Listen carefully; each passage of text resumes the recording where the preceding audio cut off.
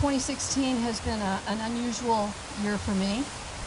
I was asked to be on the National Wild Horse and Burro Advisory Board early this year, so knocked me over with a feather. I have no idea why I was chosen, and maybe BLM at this moment doesn't either. Anyway, I am the humane person. That's not my title, but maybe I am the humane person on this board. And we had our first meeting, and at our second meeting, which was earlier this month, we made quite a stir, didn't we? The majority of my colleagues on the board made a recommendation that the wild horses in holding be destroyed, which is about 44,000 animals.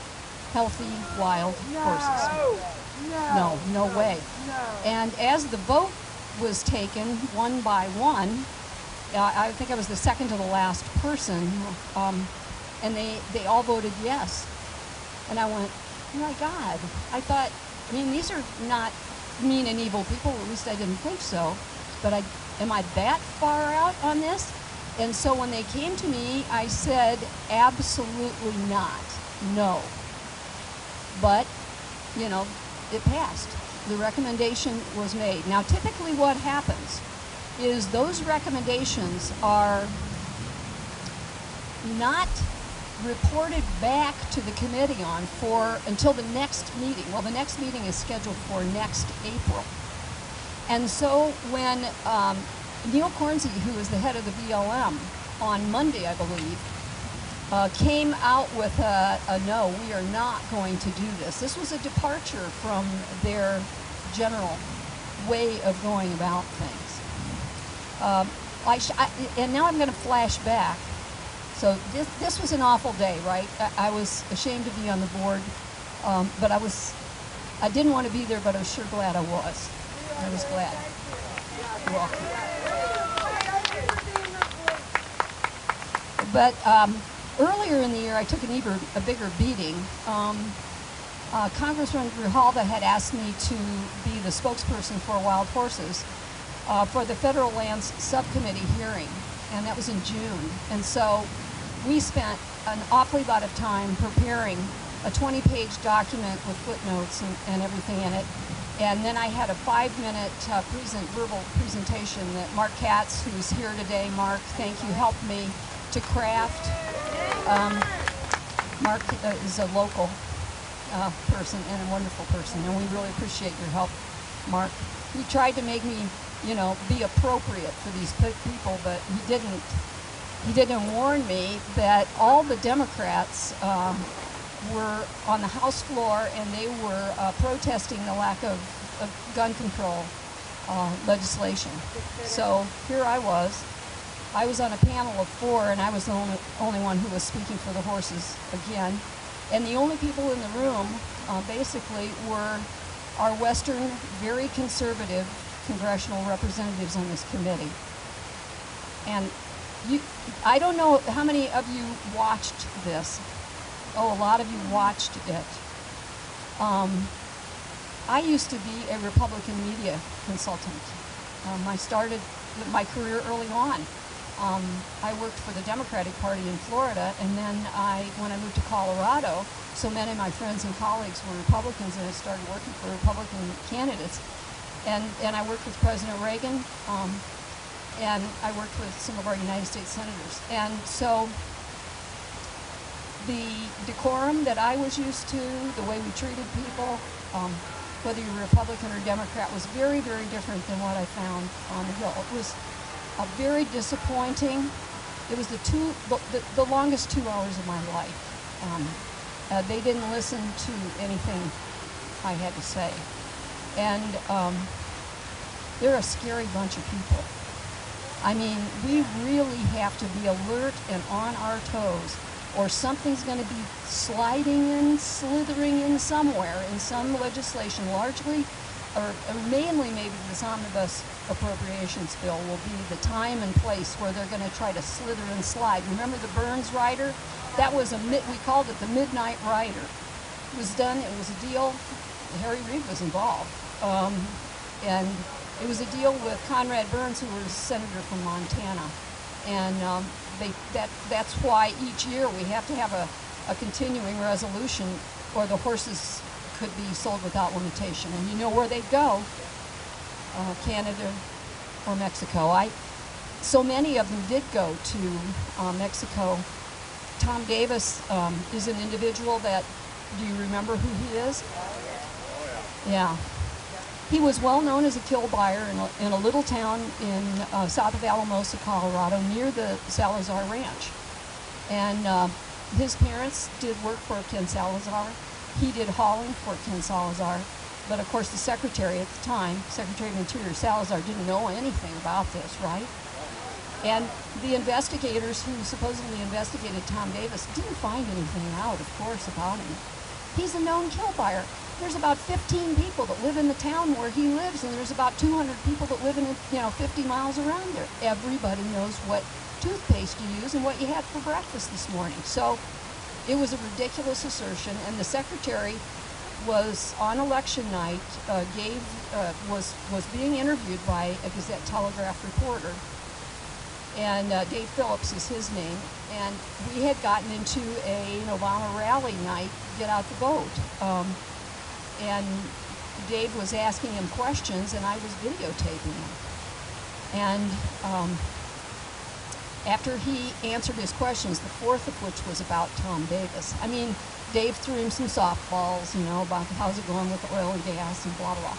And then the last one was about Tom Davis.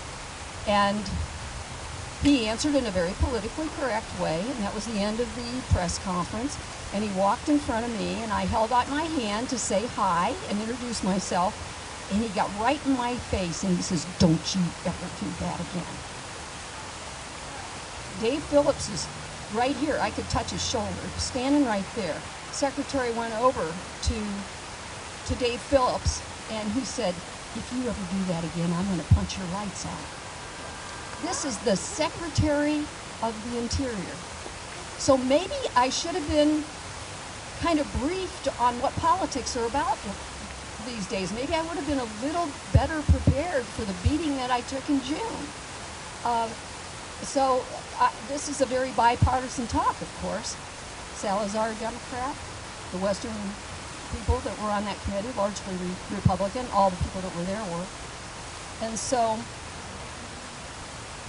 I think that we should be exactly what they are not. I think we should be polite. I think we should listen. I think we should look at both sides. I think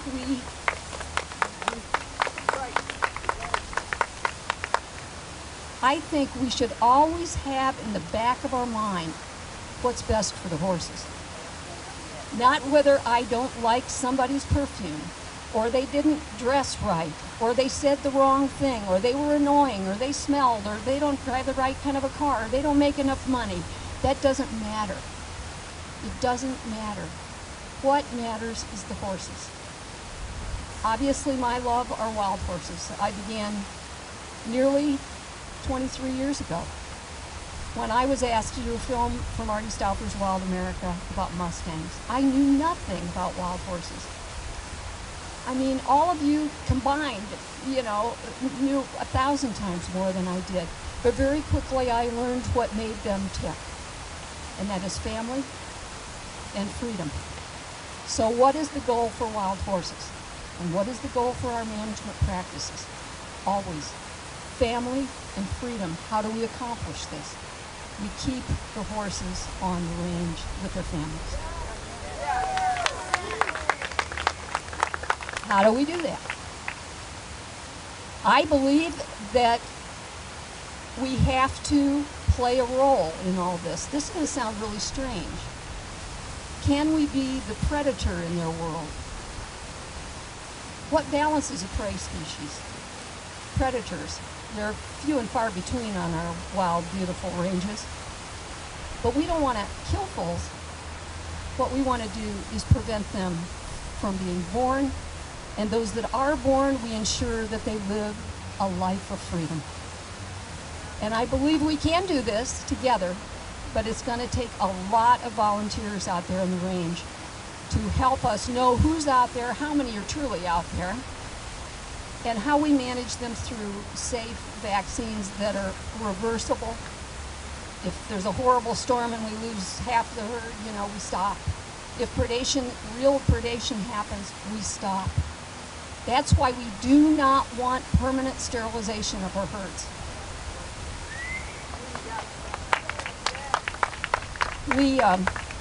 We won that victory, didn't we? Yes. And it was all of you and the American people who said, no, no, no, no. And it also took a little bit of legal action and to kind of push them over the brink. And it was, you know, we filed a suit that was a First Amendment suit that said, if you're going to do this, we want to be there. We want to report back to the American public, and we want to take pictures, and we want to take live action video. And I don't know what caused them to dump not only the horrible ovaryectomies, but also the other two procedures that aren't as invasive, but they stopped. And so we get a black eye because we file legal actions. But they weren't listening to you. They weren't listening to anybody. They were going to push forward. They were going to do this hideous thing. And so I think the legal actions were certainly the way to go. And it was a victory. And of course, thank you. Thanks. Well, I can go on and on about what I love, and that's wild horses, and where I want to be, and that's sitting on a hill with them. But this is a different kind of a hill, and I'm glad I'm here too. Thank you.